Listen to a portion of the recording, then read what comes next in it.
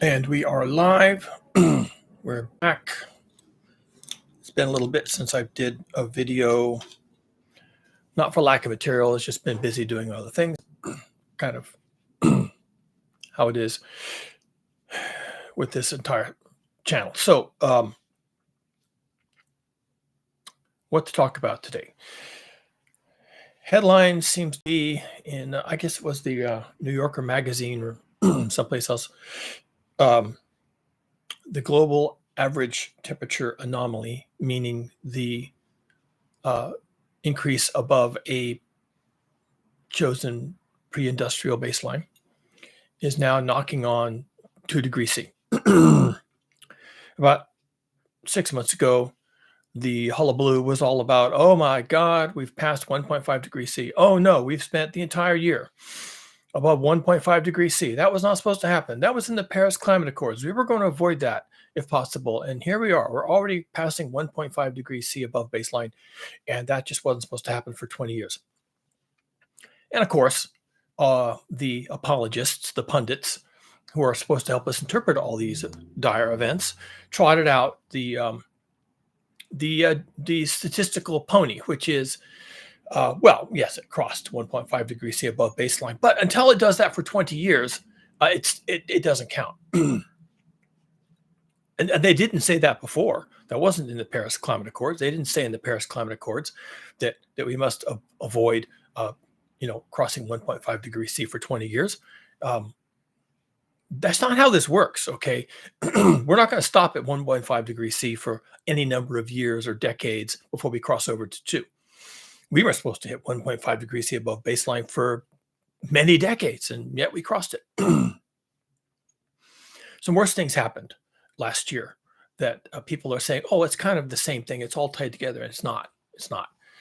There was a major dumpster fire taking place in the Antarctica. That's the South Pole last year. People who study that area, which is, of course, it's in the southern hemisphere, that's already a strike against it. It's Antarctica. Most people can't even find that on a map. That's going to be a problem. No one lives in Antarctica. There's just scientists that hang out down there, and who knows what they do. Nobody cares. They're just nerds. So that's another strike. So basically, Antarctica is completely off the radar of the North American Western experience. So no one really paid much attention to what happened in Antarctica, but there were a few people who did, and the scientific community was among those people who did, because we pay attention to everything. That's what we do. That's why we don't get invited to the great parties, because we're just no fun. We just pay attention to what's happening in the world. We don't really care about the Kardashians. Okay, we're just not hip. We're just not any fun at all. We worry about the level of ice extent in Antarctica. Who wants to talk about that, right?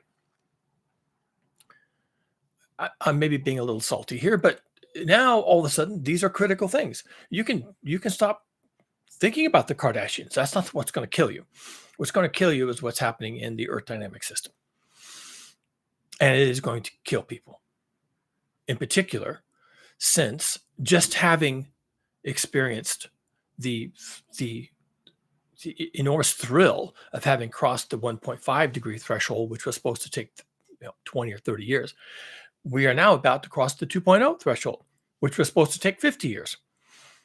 Oh, but it doesn't count unless it happens for 20 years or maybe even 120 years. We can't say we've crossed it until we've crossed it multiple times for multiple generations. And it's like, yeah, you can say those things, but that's not really how this works. That's not how these things work. Depending on what kind of car you drive, you have a tachometer. It shows you your engine speed, right? And there's a red line on your tachometer, and you're not supposed to cross that red line. So you rev your engine and you go really fast and you shift the gears, but you don't cross that red line, right? And red line is even part of our vernacular. It's part of our meme space, right? We're redlining. We're going to the limit. We're going to cross the limit. We're taking risks, redlining this thing, okay? Well, you're not supposed to cross red lines. And there's a reason why you don't cross red lines, because a red line is a thing you don't cross. Why? Well, then because things break at that point. Bad things happen. So the reason there's a red line on your tachometer for your sporty car is because you're not supposed to cross that. What happens when you cross a red line? Okay, well, if the answer is nothing, then you don't need a red line. But the truth is that if you rev your car, your engine past the red line on the tachometer, it blows up. Okay.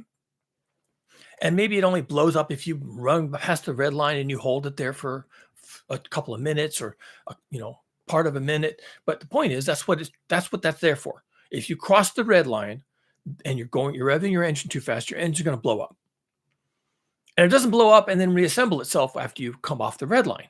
Okay. Oh, I just blew my engine up. I guess I'll go a little slower. It'll put itself back together. No, that's not how engines work. If you blow up your engine by revving the engine over the red line, then you have to buy a new engine.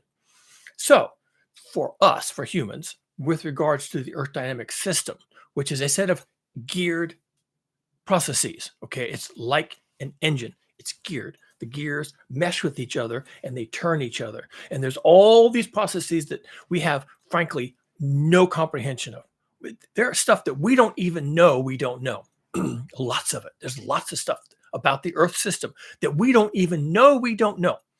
We have barely scratched the surface. We're like 3-year-olds looking at the Encyclopedia Britannica. There's stuff in there that we don't even know we don't know. And we've revved this thing over the red line. Now, the reason why I'm using that analogy is people are saying, well, we'll just cool the Earth and we'll drop below 2 degrees C above baseline. And who knows if 2 degrees C above baseline is bad, even though the scientists tell us it was bad. And James Hansen, 40 years ago told us that 1 degree C was bad.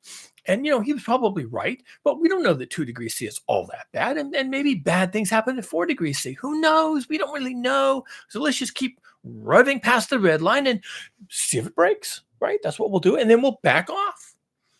But the Earth dynamic system is like a Ferrari's engine. If you rev over the red line and it blows up, it doesn't reassemble itself when you stop doing that. When it blows up, it blows up. It's blown to rat shit. Now what? Now what? Now you have parts of an engine instead of a whole engine. And now you have parts of your prior climate dynamic system instead of the whole thing. So we went above 1.5 degrees C last year, and all hell broke loose in the Antarctica. People are literally going, what just happened? Duh, what? Wow. That was how people were reacting to it. In the scientific community, I am talking about the nerds, right? You should really invite us to your parties. Okay, you really should. We really should be invited to those parties. Forget the Kardashians. Leave those fat fucks at home. You need to invite us, climate scientists, to your party and try to engage us in conversation so we can tell you what the fuck is going on with your only planet, okay? Because this only planet has passed the red line. We've revved it to pass the red line, and it is blowing itself to rat shit. And no, you can't fix it. There's no coming back and saying, well, that was exciting. Maybe now we'll just stop doing that and it'll reassemble itself. No, doesn't work that way. People will tell you it works that way. And those are the same people who tell you, well, 1.0 degrees above baseline was not really a problem. And 1.5 degrees is above the baseline is also not a problem. And 2.0 degrees C is not above baseline is not a problem. And really, probably 3 degrees C is probably not a problem either. And 4 degrees C above baseline is not really a problem. That's the same people. The same people who are telling you that all these red lines are not red lines, telling you to rev it faster, rev it harder, pump more energy into it. All those people who are telling you, don't worry about it, it's fine, are also the people who tell you, well, it doesn't matter because once you blow the motor up, we'll just change things and drop it down below red line and it'll reassemble itself. They're also telling you that. And they're full of shit. They're completely full of shit. Now you could say, okay, well, you're also full of shit. No, I'm not. I am not. I'm not Rupert Murdoch running a media empire. I'm just a guy on a YouTube channel. No one listens to the guy on the YouTube channel. I got nothing to sell. I have no agenda. I don't have ad revenues. I don't have,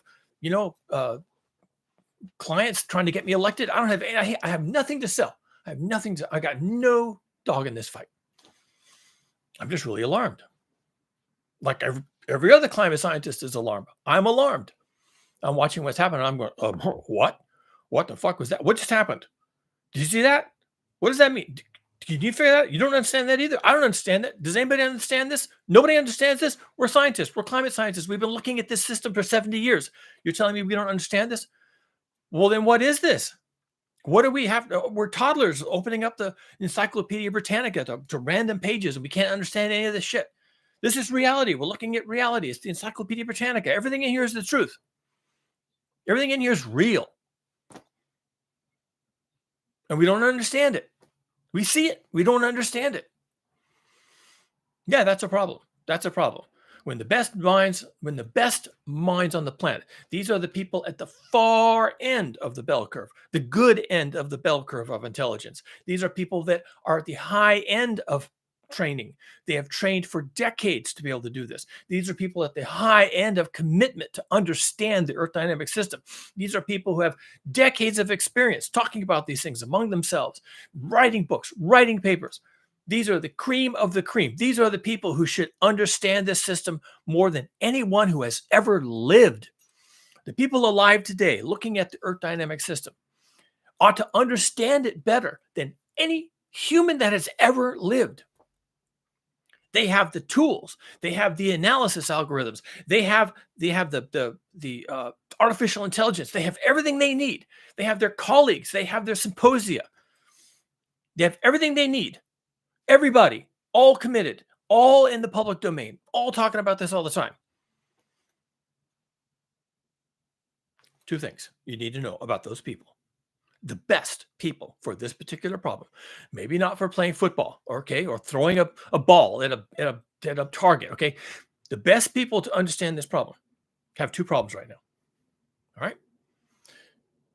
One, they kind of don't understand how the system works, despite everything they have going for them. $1 billion satellites in space, pouring data, gigabytes a second, okay, of data. Despite all that, they don't really understand this system. And two, this system just blew itself to rat shit. And they're standing around, they're going, well, that was a thing. We're standing around looking at this data and what's actually happening on the ground. We have satellite pictures from space to the labs, and they're looking at the pictures and they're saying, well, that's a thing. That just happened. That's where we're at right now. And we've already, last year, 2023, we passed, pretty much the entire year, we passed 1.5 degrees C above baseline.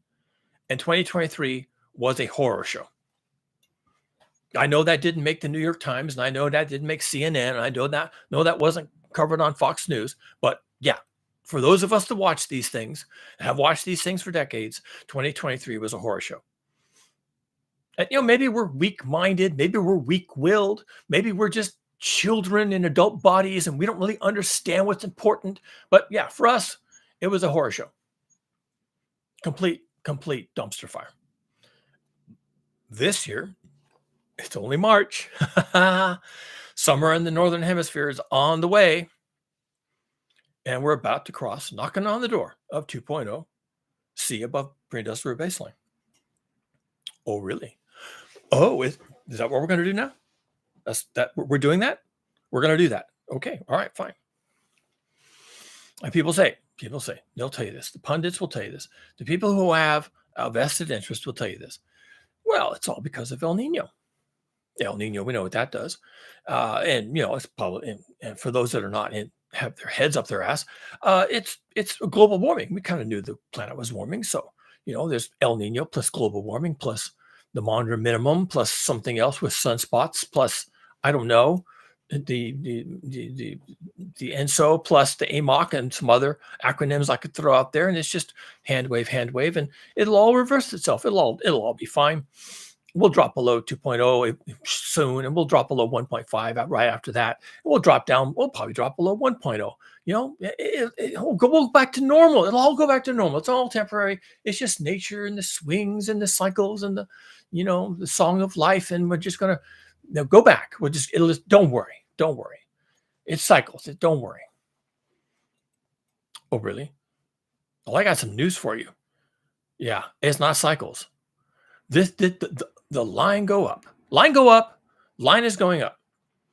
Now, the line has a little bit of a wobble in it. There's a seasonal wobble. There's summer and there's winter in the Northern Hemisphere, which drives a lot of this. There's a little wobble, but line go up. Our fossil fuel consumption goes up. Our carbon dioxide emissions go up. It's possible that the aerosol masking effect, which nobody studies, nobody knows what's going on up there in the stratosphere, it's possible that the aerosol masking effect is failing. And we know why, because we changed sulfur emissions, but we did that for a reason. We did that at great expense.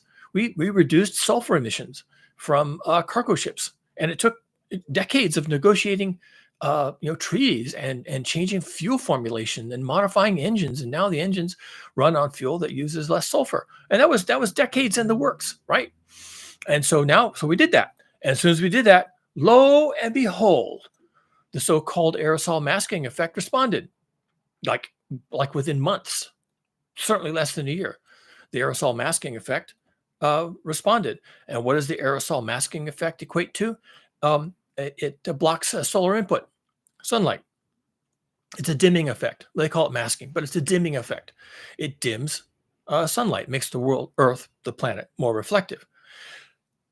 The sulfur does. The sulfur dioxides make the world more reflective. So when you reduce sulfur dioxides from marine transportation, and there's a lot of marine transportation, if you think there isn't, guess again. Then you tend to reduce the aerosol masking effect.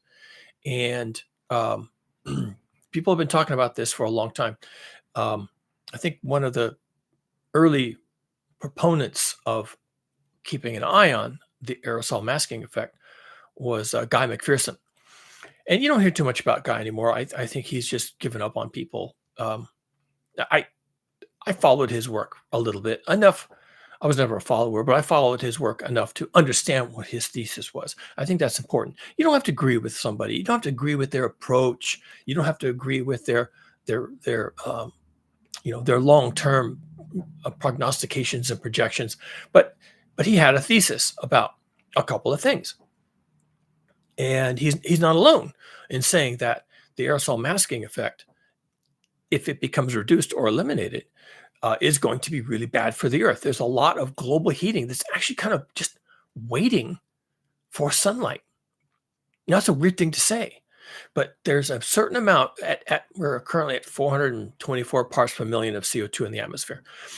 424 parts per million of CO2 in the atmosphere without an aerosol masking effect will give you a certain amount of global heating. Well, we're not getting that global heating because of the aerosol masking effect. But when the aerosol masking effect fails or is significantly reduced, which it apparently is in the process of doing right now, then that solar radiation shows up. It starts heating the atmosphere. The atmosphere heats the oceans, and the oceans get hot, and you have record heat in the atmosphere, you have record heat in the oceans. There's a certain delay as the transfer takes place, but this is gearing.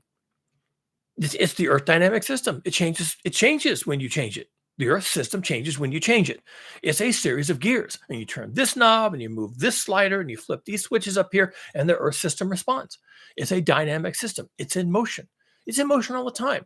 It's in motion all the time, and when things are, quote, normal, then you don't see it going anywhere. It's not moving right. It's not moving left. But all the internal gears are turning constantly. Crank, crank, crank, crank.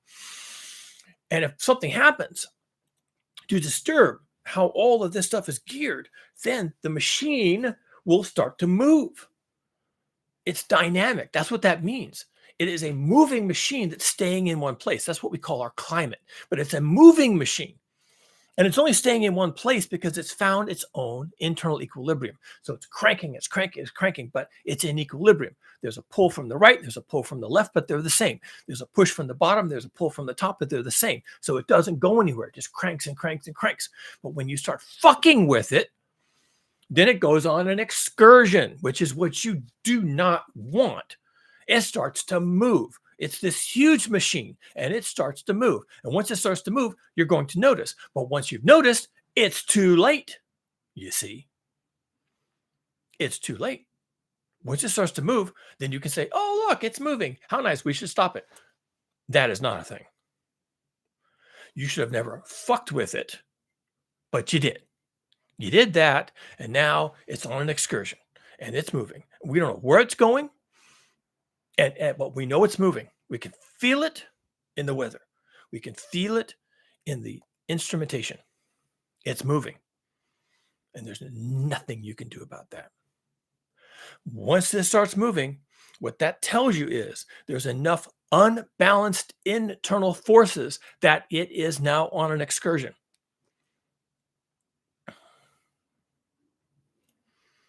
James Hansen said that 1 degree C above baseline was dangerous. What he was saying was, in terms of Earth dynamics, is that it's going to set things in motion that you're not going to be ready for. It's even hard to predict what they will be. Again, we're toddlers thumbing through the Encyclopedia Britannica. We don't even understand half of what we're seeing. We don't even understand a tenth of what we're seeing. There's pretty pictures. We're toddlers. We see the pretty picture. Oh, look, there's an animal. There's a flower. Okay. We're at that level. We don't understand this system. We're looking at it. We got billion-dollar satellites. We got billion-dollar, climate field. We have $1 billion worth of papers published every year. We have billion-dollar government programs to study the climate. And for all that, we're still toddlers thumbing through the Encyclopedia Britannica. We don't know what is going on. We don't know what's going on. It's not because we're stupid. It's not because we're lazy. It's not because we don't have enough money even. It's because we haven't studied it enough. And it's even possible, and I could make this case, I've made it before, that we will never understand this system. It may be impossible to understand this system. There's a word for you. It may be impossible to understand what we're doing to the Earth dynamic system if it contains and if it is dominated by chaotic elements. Now, chaos means something different to scientists. It means something different to mathematicians. I'm not going to get into it. Chaotic systems are not random. A 3-body system in motion is not random. It is chaotic. If you really understood how these things worked, you could actually predict them. But we don't have the equations and we don't have the computational power to predict what these chaotic systems will do. They're very sensitive to small, minute changes in initial conditions. They're very sensitive to perturbations, early perturbations that then expand outwards into a huge expanding tree of possibilities. It's chaotic. It's chaotic.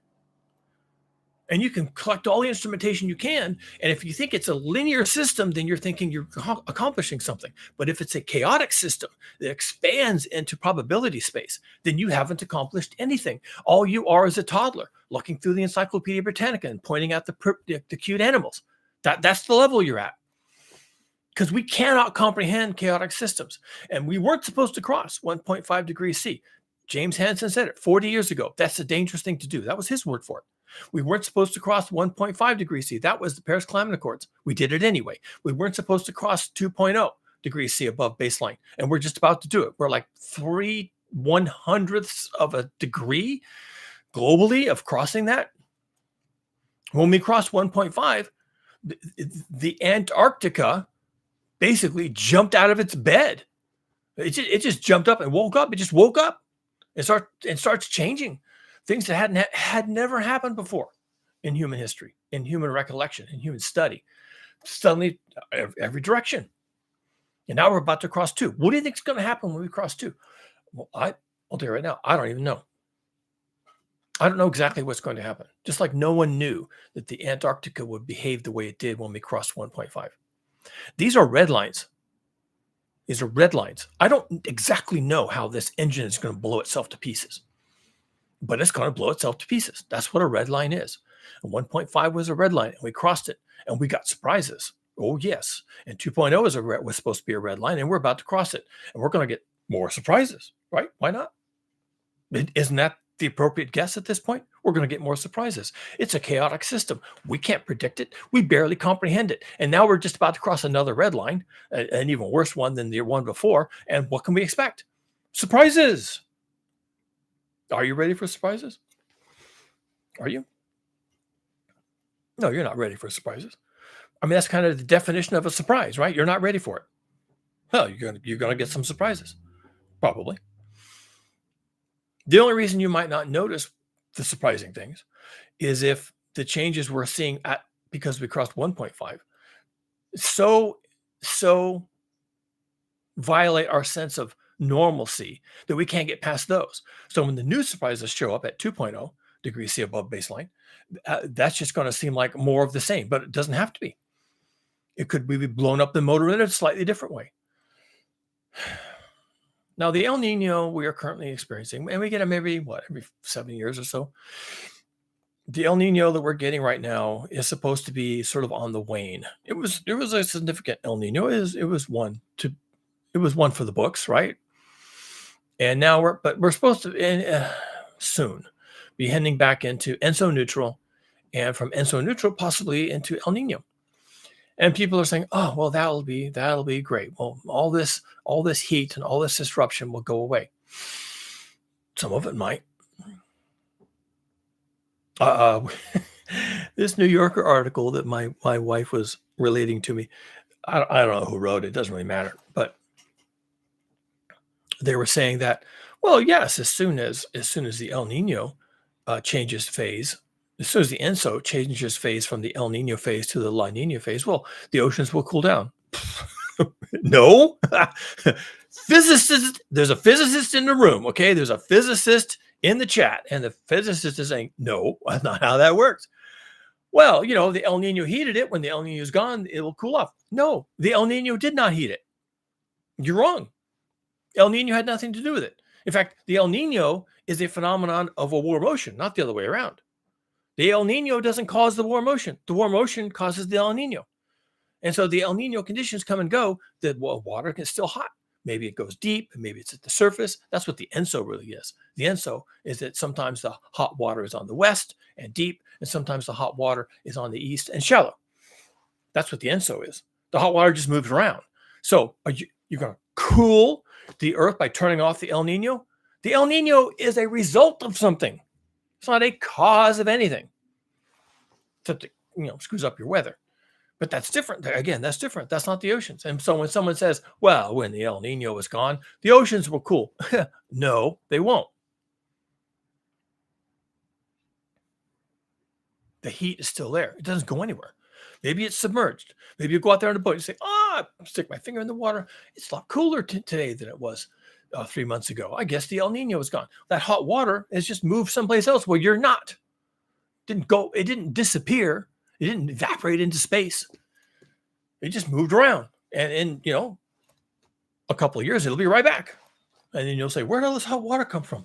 I don't understand. Oh, geez, it's so hot. You think it's been cooling off for 3 or 4 years. And now the water is suddenly so hot. I wonder where this heat came from. It's all from global heating.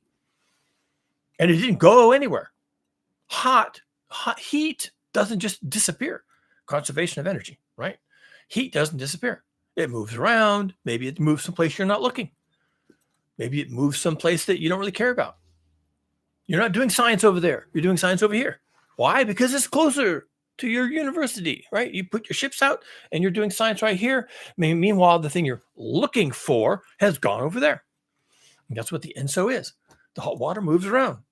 So you're reliant on somebody in some other country, some other continent to do the research that you're doing over here. And then you can compare notes. That's also science, right? You can compare notes and you can say, oh, I see the heat didn't disappear. It's still in the system. Well, who'd have thunk it? Anybody who understands thermodynamics would have thunk it. Now, it's not that scientists don't understand thermodynamics. They just have a grant to study things in their neighborhood. And it's really hard to get money and ship time and big ships and whatever you have to go study things in another country's neighborhood. You study things in your neighborhood. And if you're in the northern hemisphere, you don't study things in the southern hemisphere. And if you're on land, you don't study things in the water, and so on. And so all of this study gets all separated into all these silos, and everyone's looking at their little piece. And it's like the 4 blind men with the elephant, right? One grabs the trunk and one thinks the elephant is really a snake. And one grabs the tail and that guy thinks the elephant is a rope. And one grabs a leg and that guy thinks the elephant is a tree. And one guy runs up against the side and can't get around it. And he says an elephant is a wall. Well, they're all looking at their piece. And according to their piece, they're looking at the elephant. They think they understand the elephant. First of all, they don't agree. Second of all, they probably kill each other, religious terrorism being what it is. And third, an elephant isn't any of those things. An elephant isn't an elephant, right? Elephant is an elephant. It's not a snake. It's not a rope. It's not a tree. It's not a wall. Elephant is an elephant. And so these four guys, these four scientists who are studying the elephant as best as they can with minute details and tweezers and hand lenses and every minute detail about the elephant, they don't understand the elephant. For them, the elephant's not an elephant. It's whatever they were looking at minutely with their microscope, That's the elephant. And that's how science is done. That's how you get grants. That's what they fund. They fund grants to study the trunk of the elephant and the tail of the elephant and the leg of the elephant and the side of the elephant and the tusk of the elephant and the hair of the elephant. That's what you get grants for. And that's what we're studying with the Earth dynamic system. We're studying the trunk, and we're studying the tail, and we're studying the leg, and we're studying the other leg, and we're studying the internal organs, and we're studying the external organs, and we're studying the eye, and we're studying the nostril, and we're studying the tusk, and we're studying the teeth. Then, what do we really know about the elephant? Not much. Now, I'm not slamming science. Well, I guess I am slamming science.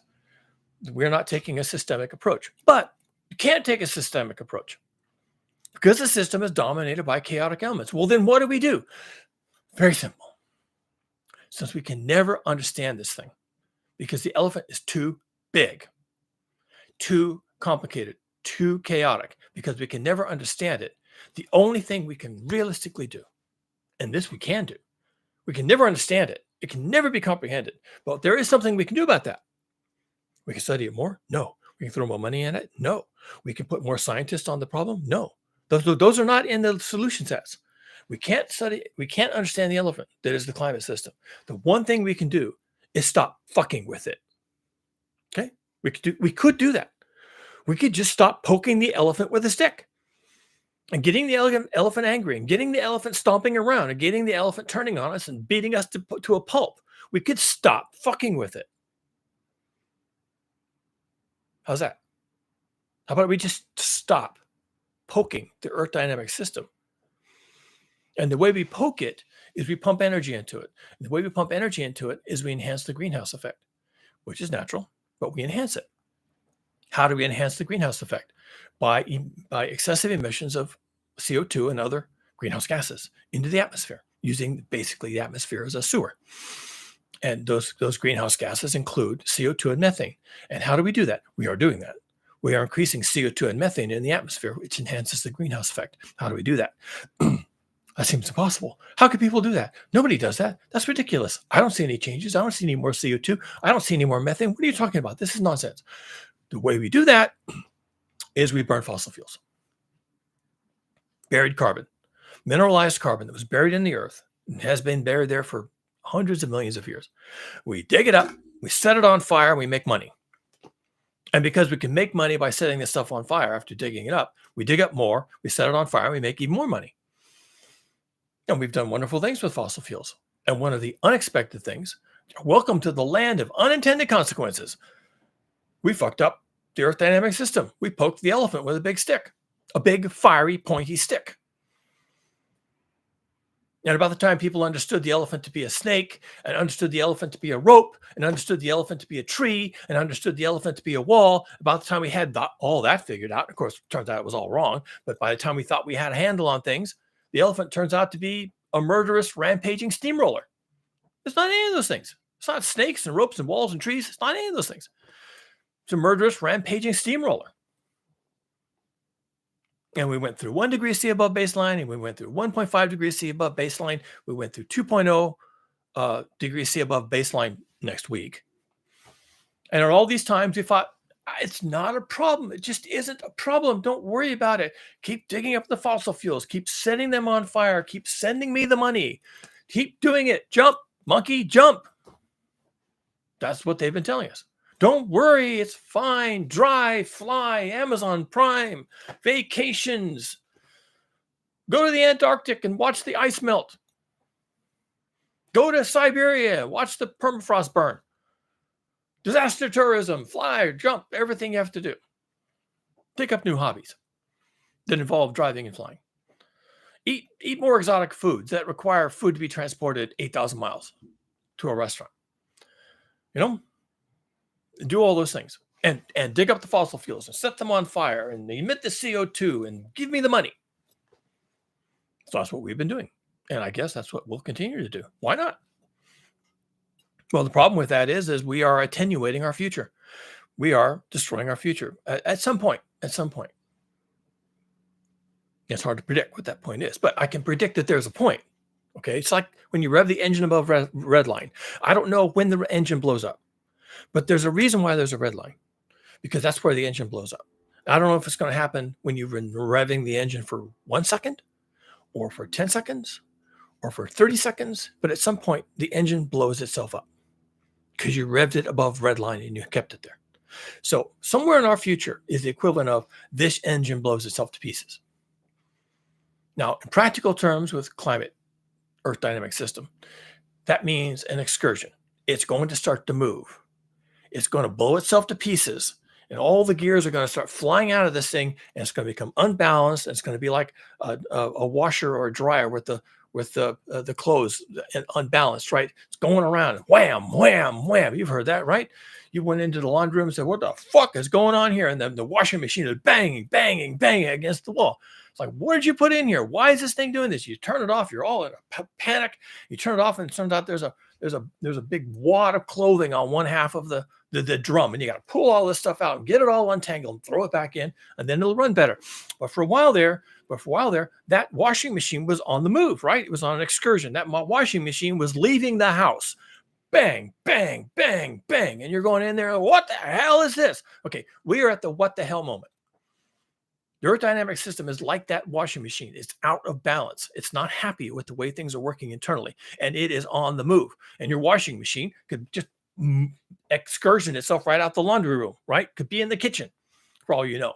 Bang, bang, bang. Everything falling off the walls. Wham, wham. Okay, well, that's an excursion in your laundry room because you did something with the laundry you shouldn't have been doing. And so that's what's happening to us. Our Earth dynamic system is out of balance. Internally, it's going bang, bang, bang. We don't even know what that means. All we can do is we can see it. We can sense it. We understand that it's happening. It's instrumental. The satellites are telling us it's flying to pieces. And you don't have to know exactly what's going to happen. There are enough chaotic elements in this moving system that we really can't know what's going to happen. Well, we can know something's going to happen. Something's going to happen. That's not a good thing. Something happening, in air quotes, whatever that something is not a good thing. That's just not a good thing. You're not going to like it. And I don't know when we don't have a future anymore. I don't know when that day comes. But it doesn't matter. You see, it doesn't matter. The exact day doesn't matter. Because on that day, you don't have a future.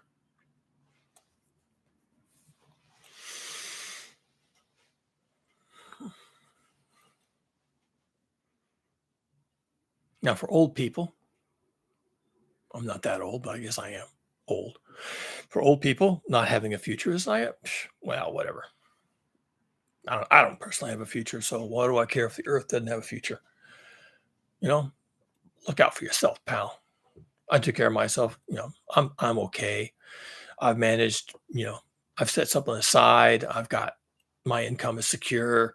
You know, I'll go into my autumn years, and I don't really care about the future. I'm okay. And maybe you don't have a future. What, you're 23, you don't have a future? Well, that's your problem, pal. I got mine. Don't know where yours is. Yeah, so that's the problem, right? All the old people have all the money. They're running the system. They're voting for Donald Trump. And, you know, so the young people who don't do any of those things, right? They don't vote for anybody. They don't have any money. They don't know what they're doing. The only thing you young people have any thought for is their present, right? Can I get laid this weekend? I mean, that's about the limit of it. And so the young people don't care. They're detached. The old people don't care because they've won the game, right? They won. They got everything. And so complacency just is at the intersection of those two. So no one really cares about the future. If it's past this weekend, and you know, my thoughts for the weekend are getting laid and having a party and doing drugs, well, then I don't care. And if it doesn't interfere with my retirement and my planned trip to Las Vegas, then I don't really care. So the future is obviously something else. And at some point, we, the collective we, whoever we are, 8,000 million we's, have no future. No future. Everybody has a future. Not necessarily. If you were to tell a 10-year-old today that um, you won't finish high school, you won't marry, you won't have children, you may die at 22 or 23, you're going to struggle for every meal, you're going to be in a war zone your entire life. I don't care where you live, anywhere you live, it's going to be a war zone your entire life. You're not going to have water, you're not going to have friends. You might have, a tribe of some kind clinging to each other, and that's your future. And then they'll a 10-year-old will tell you that's no future. That's a horror show. What do you mean that's my future? That's not a future. A future should be something that I have some control over, something that I can look forward to, something that other people have had. Their past is my future, right? That's how we often think about it. But my past is not some people's future. My present is not some people's future. They don't have a future. They'll have something, but who knows what it's going to look like? What if it's constant refugee status? What if it's constantly looking for food and shelter? What if it's constantly trying to avoid the heat? Okay, I guess that's a future, but it's not anything recognizable as such. And right now, we're about to cross 2.0 degrees C above baseline, something that wasn't supposed to happen for 30, 40, 50 years. 50 years. They said that wouldn't happen. 50 years. We're about to do it. It's okay. It's El Nino. No, it's not. We've had lots of El Ninos. They never did this. Oh, it's global heating. We've been experiencing a lot of global heating too. Never did this. Well, it's the two together. No, it's not. We've had global heating and El Ninos in the recent past and didn't do this. Well, we don't really know what this is. We just might. Termination shock. We changed the atmosphere chemistry. We stripped out the aerosols, and the aerosol masking effect is gone. And once it's gone, you can't really put it back. The mechanisms by which we terminated it are good mechanisms, and we went to a lot of trouble and money to do that. There are treaties that say how to operate your vehicles, your boats and your airplanes and whatnot, and those treaties are now law. And there are regulatory agencies who enforce those treaties, and there are penalties if you don't observe the treaties and behave accordingly. And so, and as a result, welcome to the land of unintended consequences. We've probably reduced the aerosol masking effect, and now we're in termination shock. Yeah, termination shock is a thing. People talked about it. Guy McPherson talked about it. Other people have talked about it. It was always a theoretical thing. Now it's not. Now it's not. Now what do we do? Well, we're going to learn something about termination shock, aren't we? We're going to learn something about how the Earth dynamic system behaves at 2 degrees C above baseline. We're going to learn if any of this can ever be returned. We're going to find out if we ever drop below 2.0 above baseline. They're saying we will. When the El Nino ends, we'll drop below 2.0. We'll drop below 1.5. Hell, we might even go back to normal. Oh, really? Really? There is no evidence. There's no model. There's no theory to support that. Nothing. There's nothing. The future just got very, very bleak. From where I'm sitting and what I'm seeing in the data and what I see happening on the planet as a result of this system going on an excursion, yes, it is. From what I'm seeing, fuck. What can I say? WASF, we are so fucked. WASF. It's bad. This is really bad. And I'm not going to say this is the worst it's ever been. I mean, it probably is, at least in human history. But there's a lot worse to come. This is not as bad as it gets. It gets much worse than this. We are probably only in the opening days of termination shock. We've got probably another year, maybe two years to unwind that for the termination shock to really play through the system. And the system is already showing signs of the load in the laundry being out of balance. It's bang, bang, bang, bang, bang. We're looking at that. We're saying, what the hell is this? The system's already showing signs of cracking up. going on an excursion, heading out the door.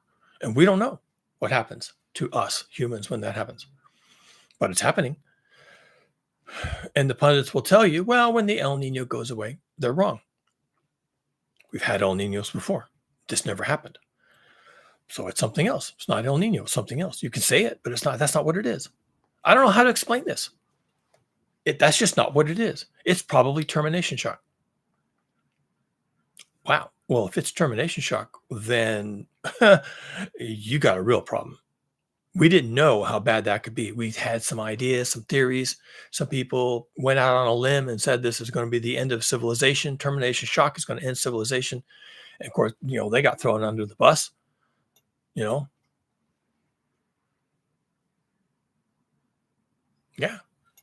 could be. Termination shock could be the end of civilization. Wow. Whoa. Well, if that's the case, then how long is that going to play out? How fragile is civilization? How long does it take to collapse a civilization? How long does it take to collapse a civilization? Well, if it's all geared together and brittle and high strung, it could take 6 months. And we've probably got a couple of years of termination shock to wind its way through the system, the Earth dynamic system. It like a bull in a china shop, breaking this and cracking that and throwing all these other things on the floor and stomping on this stuff. Well, we don't know what's going to happen. The Earth dynamic system is dominated by chaotic elements. We just don't know what termination shock is going to do.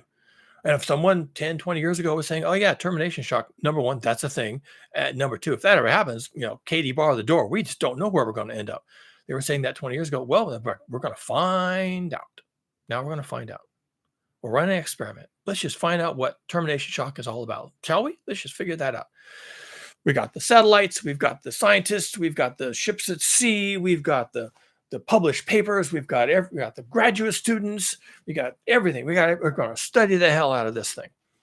We're going to study the hell out of termination shock. Meanwhile, civilization is just likely to fall apart. Likely. Now, it may take 5-10 years to actually for civilization to grind to an actual stop, because civilization is itself a complex dynamic system. Lots of gears, lots of moving parts, lots of inertia, lots of money sloshing around back and forth, lots of very rich people, lots of money that has to be set on fire, lots of supply chains that have to be ground into dust, lots of agriculture that has to collapse, lots of immigration problems that have to be faced, lots of manpower shortages that have to be realized. There are lots of things that have to be unwound during the application of termination shock. So maybe it takes 5 years for civilization itself to collapse. But hey, as they said in the movie, it's going to take 5 years to happen, and you start screaming in the first 5 seconds. It's going to take 5 years to kill you, and the screaming starts in the first 5 seconds. That's how this really works. That's how it works.